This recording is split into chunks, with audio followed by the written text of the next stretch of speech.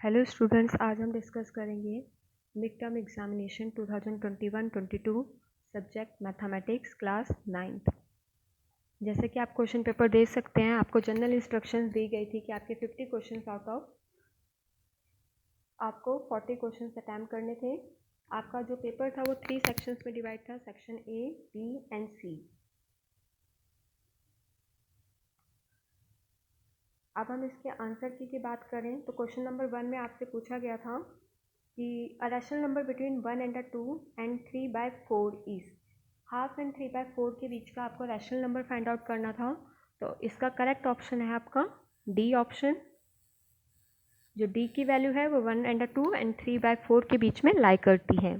Question number 2 में आपसे पूछा गया है which of the following is not a solution of equation x + 2y - 4 = 0।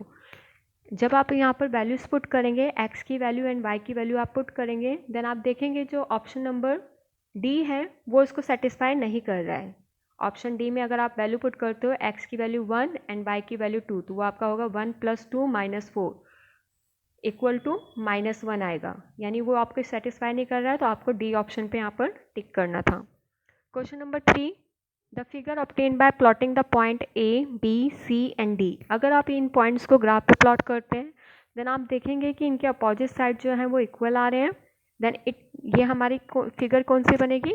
A option, यानी रेक्टेंगल फिगर ये ड्रॉ होगी क्योंकि यहाँ पर अपोजिट साइड्स इक्वल दे रखे हैं। नेक्स्ट क्वेश्चन नंबर 4 की तरफ हम आते हैं। क्वेश्चन नंबर 4 में हमसे पूछा गया है the angle which is 5 time it's supplement. ऐसा एंगल बताना है जो उसके सप्लीमेंट का 5 टाइम हो। तो अगर यहाँ पर ऑप्शन डी देखें तो ऑप्शन डी जो है वो हमारा करेक्ट है।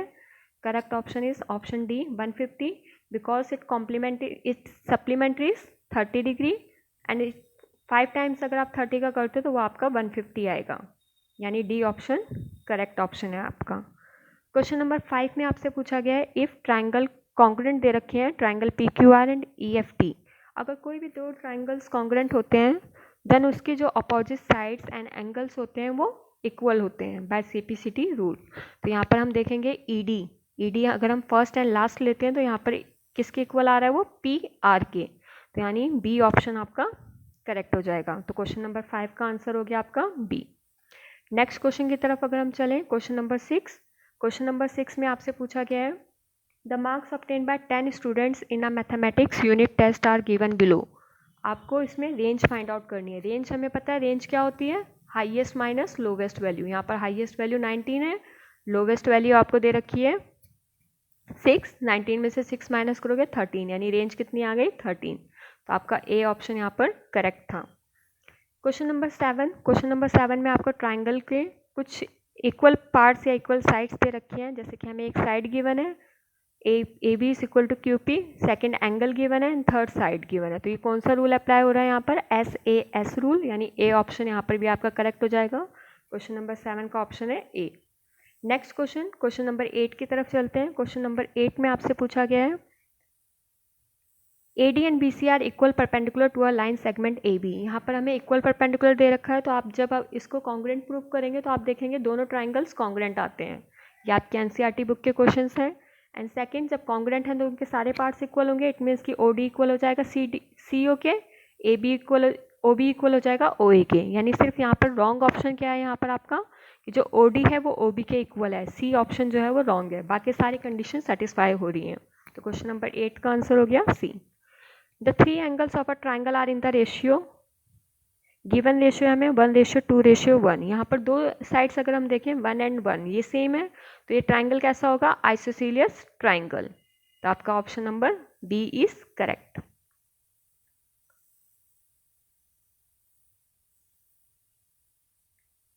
अब यहाँ पर अगर आप रेशियो के अकॉर्डिंग 9th क्वेश्चन में निकालते हैं तो 9th में आपका आएगा 4x अगर रेशियो हम मानते हैं इक्वल टू 180। हमें पता है ट्राइंगल के तीनों एंगल का सम 180 होता है।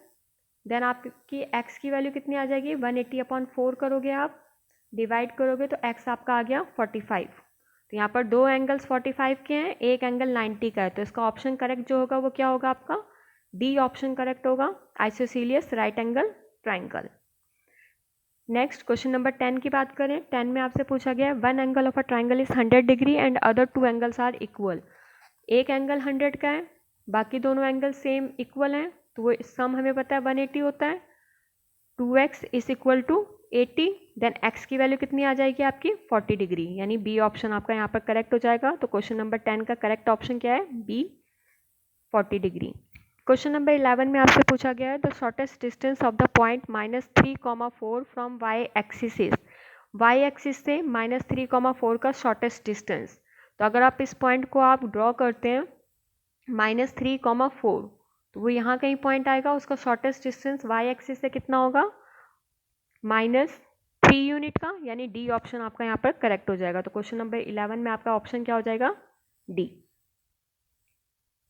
नेक्स्ट क्वेश्चन नंबर 12 की बात करें। क्वेश्चन नंबर 12 में आपसे पूछा गया the coordinate of the point whose abscissa is -5 and which lie on x axis, जिसका एब्सिसा -5 हो। एब्सिसा मीन x एक्सिस की बात हो रही है, तो x एक्सिस -5 है डी ऑप्शन में, यानी 12th का आपका हो गया D option.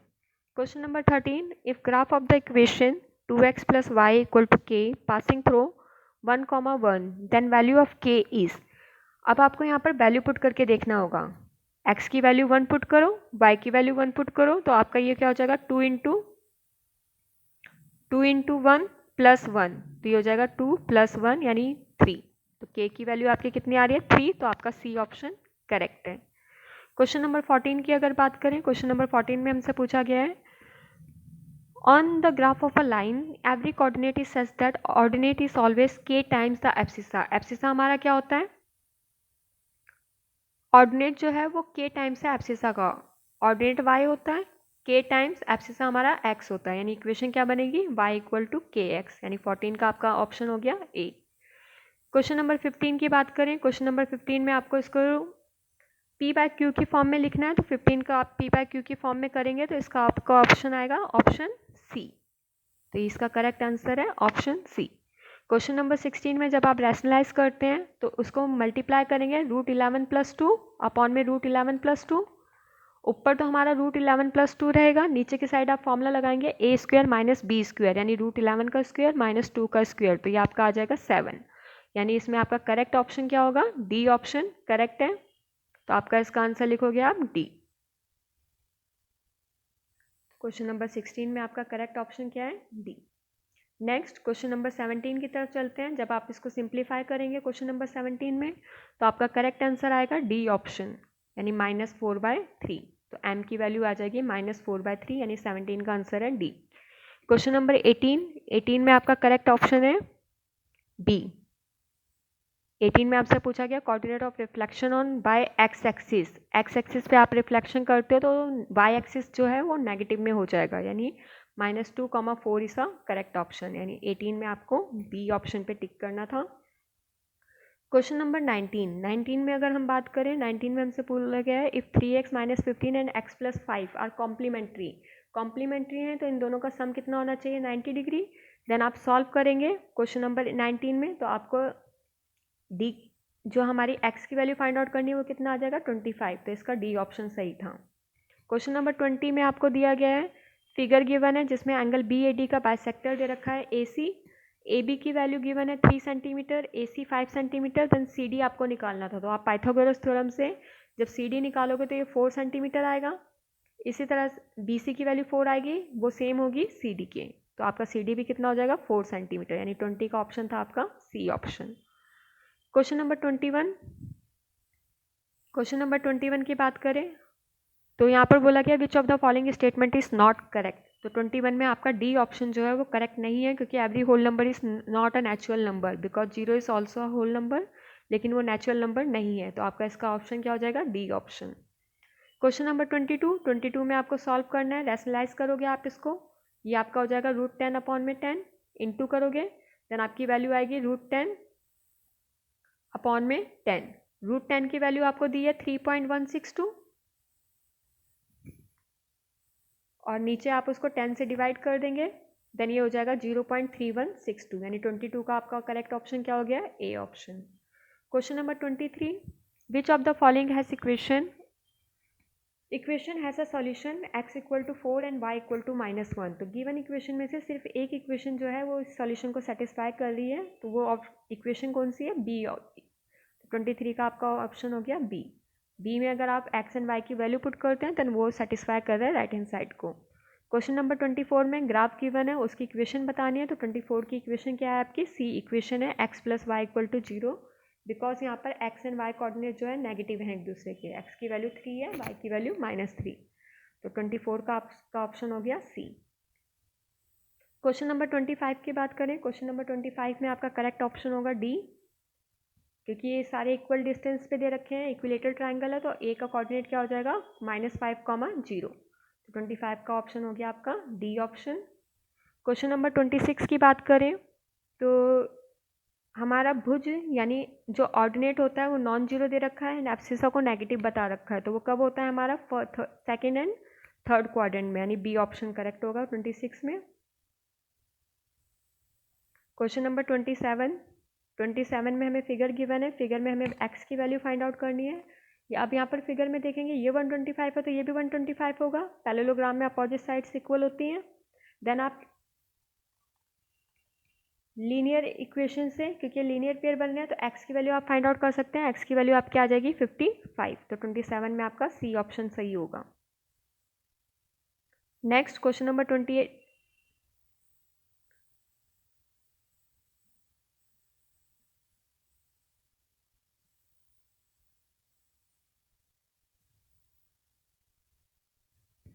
Next question number 28 की बात करें, 28 में आपको फिगर गिवन है, यहाँ से आप पहले a + 2a की वैल्यू निकाल लेंगे। a + 2a जो होगा आपका वो 180 होगा। Angle on the same side of transversal line are supplementary. Then यहाँ से a की वैल्यू आपकी कितनी आ जाएगी, ये हो जाएगा 3a = 180। a हमारा 60 आ गया, a 60 है तो ये 2a 120 हो जाएगा। इट मीन्स x की वैल्यू भी 120 होगी बाय वर्टिकल अपोजिट एंगल्स। तो 28 में आपका सी ऑप्शन सही है।